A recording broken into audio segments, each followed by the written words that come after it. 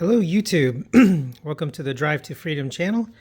I know it's been a minute since I've last posted, and that's just because life's been going on. I've been working and I just finished pressure washing the fence, and I think it's time for me to do another project on this car. Some things, now that I've put about 900 miles in the past month, I can give you some updates.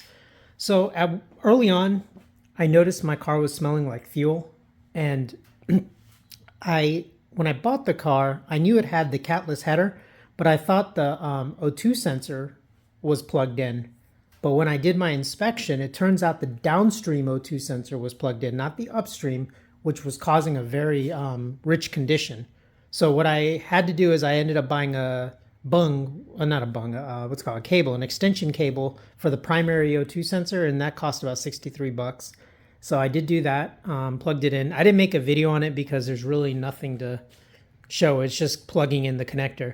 The downstream O2 sensor is also plugged into the header, and it's also connected to the car. My AFM ratio is showing about 14:1, so I think that's about right. I have been using it for commuting, and my first tank I averaged 29.5. And that's, with a couple spirited runs. The second tank I averaged 30.5. The latest issue I'm noticing here is the gas cap. And I don't know if I broke it or if it was already broken, but I'll show you what it's doing. Let me open it. It's just such a weird place to put a fuel cap opener. But yeah, so when you go to open it, look, it just pops off. So I think there's something wrong with the plastic. I think it's just worn out. It hasn't thrown a code, at least not that I noticed. If it did, it would be a P0455, I think. See, it clicks, but it doesn't lock. But maybe it's not, maybe it's doing just good enough seal for it to not throw a code. So I am going to have to order a new fuel cap. But today, what I want to do is replace that intake. So I have some spare parts here. I have no idea what it looks like under that bumper, but that's step one. So I'm going to go ahead and get to it.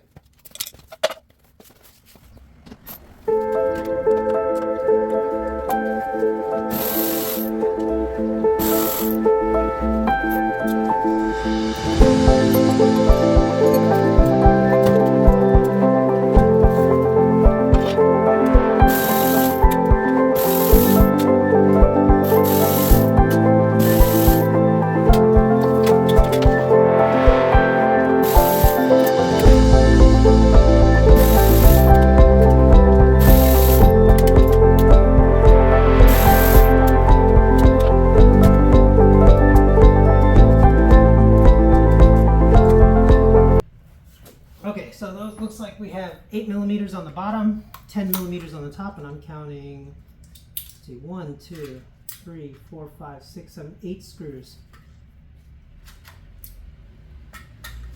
Okay. Now over here, there's some clips that need to be popped, so I'm gonna go ahead and let's do that.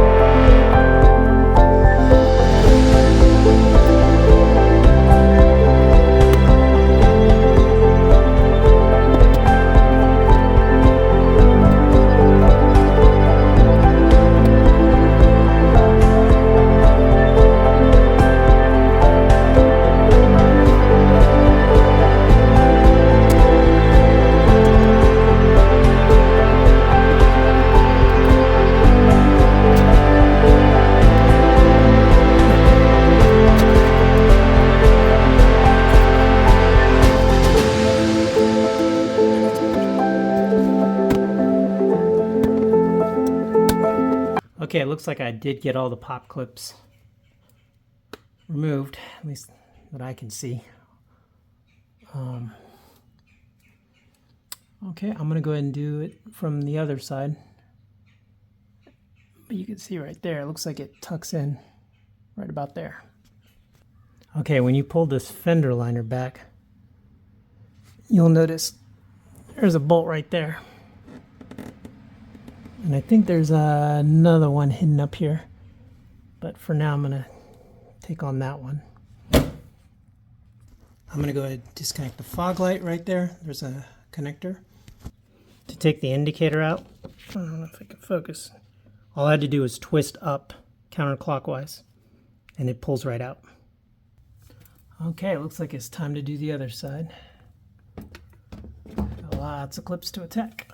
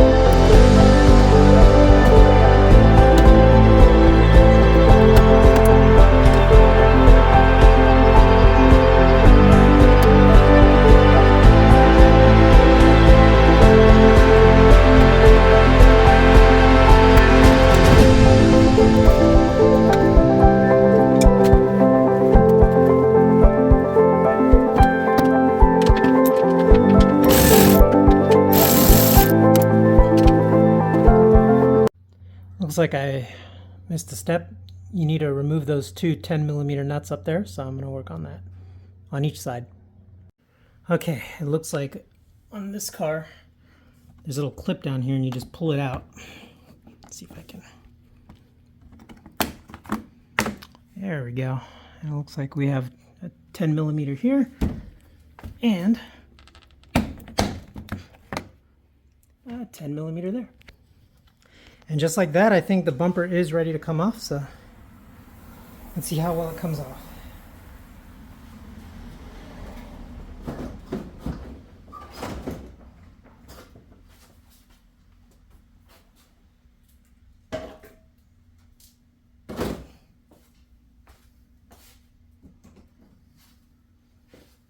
Success. Looks kind of creepy. Okay. This is my first time looking underneath and seeing what it looks like. Looks like I see the intake right here. Got the horn, aftermarket horn. I really do like that. The filter doesn't look too bad. A little dirty. But now I'm going to work on taking it all apart.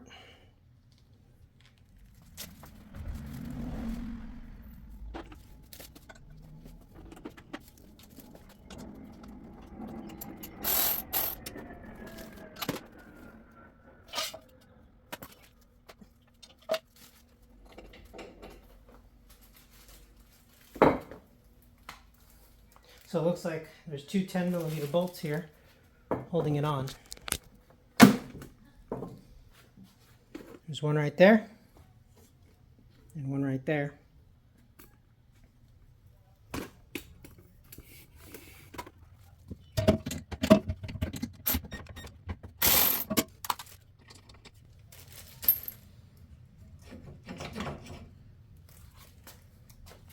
Okay. So now that's loose, I'm going to go ahead and disconnect the IET sensor.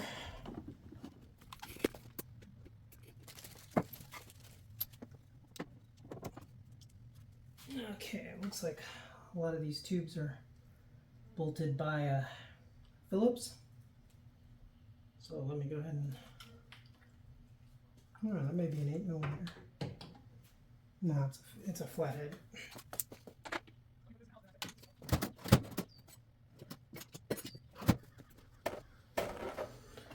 So you can see some flatheads right there. There is a Phillips over there for the intake tube, but I'm going to go ahead and start dismantling this piece one by one. Not sure there's enough space to pry it, so I'll pull it up, so I'm going to go ahead and remove the intake tube first. part of the reason I don't really want this is the people on the forum says it really doesn't do much. The NC MX-5 already has good air and air intake design, so there's no real reason. Plus, I have to worry about going through puddles and whatnot. It's just not worth it for me personally. Oh, there we go. So that's off.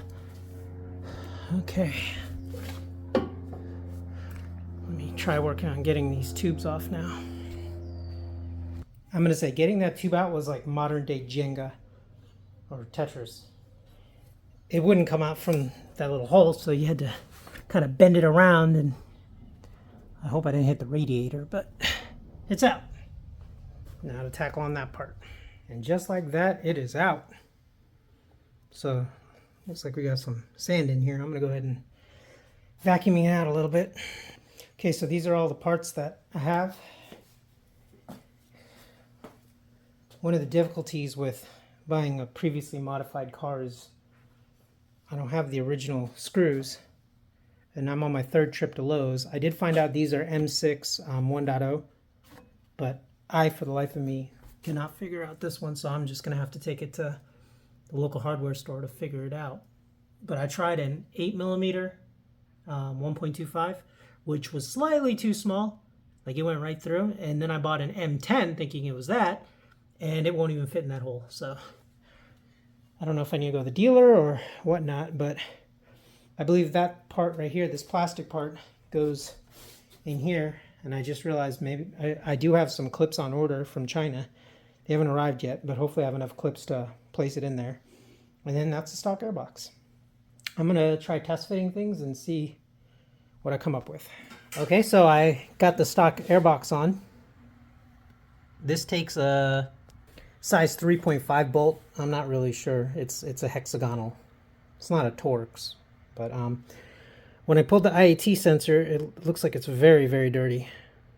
So the way to clean these is use like I use a CRC QD electronic cleaner.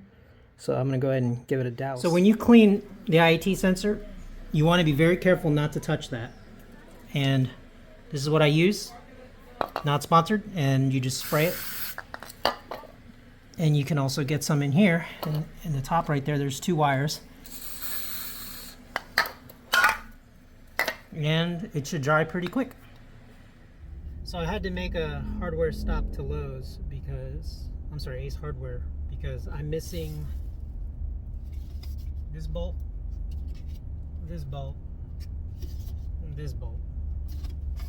And I'm also missing the MAF screws. So $10 later, I don't even know if these are the right sizes, but I have some M8 1.25, some M8 bolts, and for the MAF sensor, I went to Ace and got the nuts.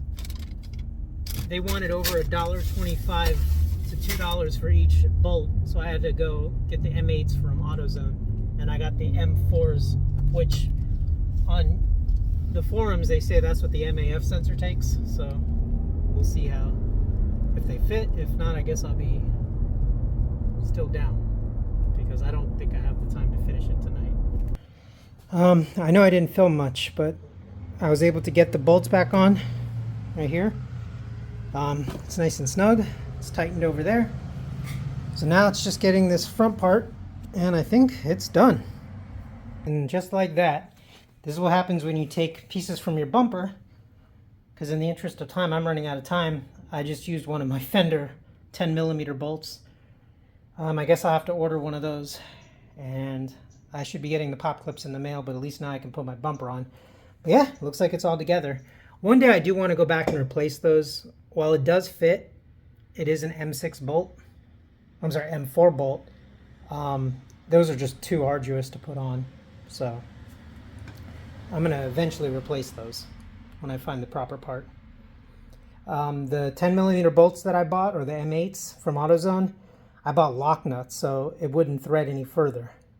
And I think the pop clips actually do a better job, so I'll leave it like that. Time to reassemble the car. Okay, so those fog light sensor, the fog light bulb is in. The key was to push it inwards and then towards you, at least to put it back into place. And then that white connector, that goes to the fog lights, and that was just a simple click.